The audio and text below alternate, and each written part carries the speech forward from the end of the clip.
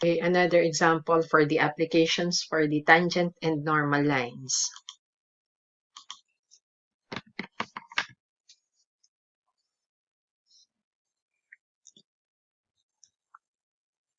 Okay, find the equation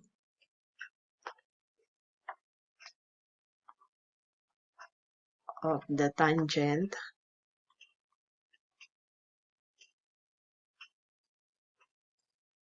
and normal lines to each given point. Okay, we have y is equal to x cubed minus 3x squared plus 4x minus 12 at point 2 and negative 8. Okay, therefore we have first get for the value of y prime. We have y prime is equal to 3x squared minus 6x plus 4 at x sub 0 is equal to 2.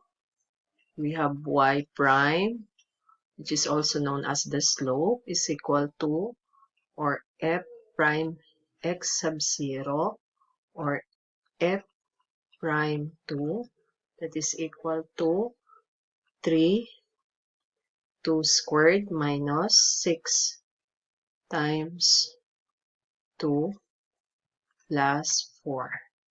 Okay, therefore this one is equal to 3 times 4 minus 12 plus 4 equal to 12 minus 12 plus 4.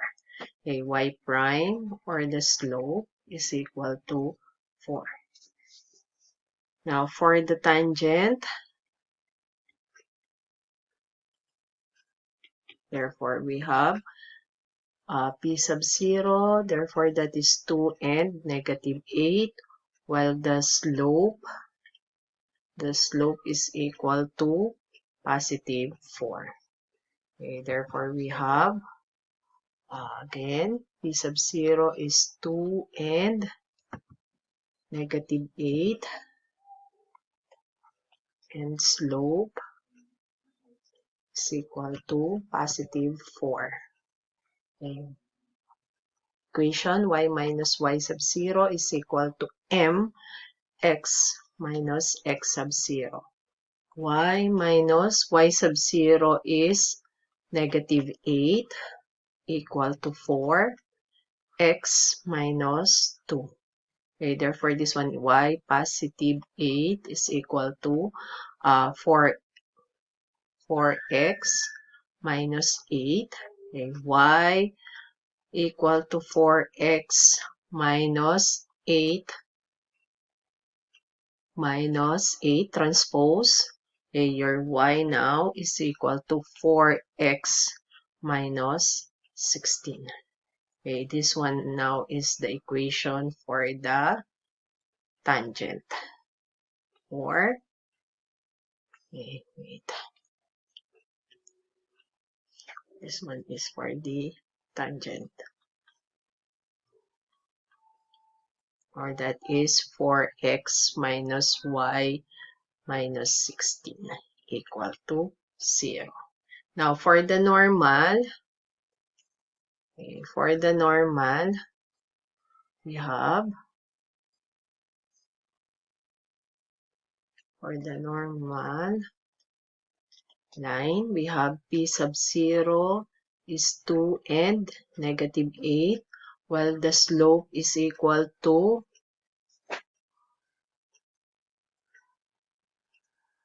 4. Therefore, y minus y sub 0 is equal to negative 1 over m x minus x sub 0. Okay, therefore, we have y minus negative 8 equal to negative 1 over 4 x minus 2. Okay, therefore, this one is y plus 8 is equal to negative 1/4 x minus 2. Therefore, this one is negative 4y. A times 4 is negative pala. Negative 32 equal to x minus 2. Therefore, we have x plus 4y transpose, then minus 2 plus 32 equal to 0. Your x plus 4y plus 30 is equal to 0. This one now is for the tangent. Normal. Sorry, normal.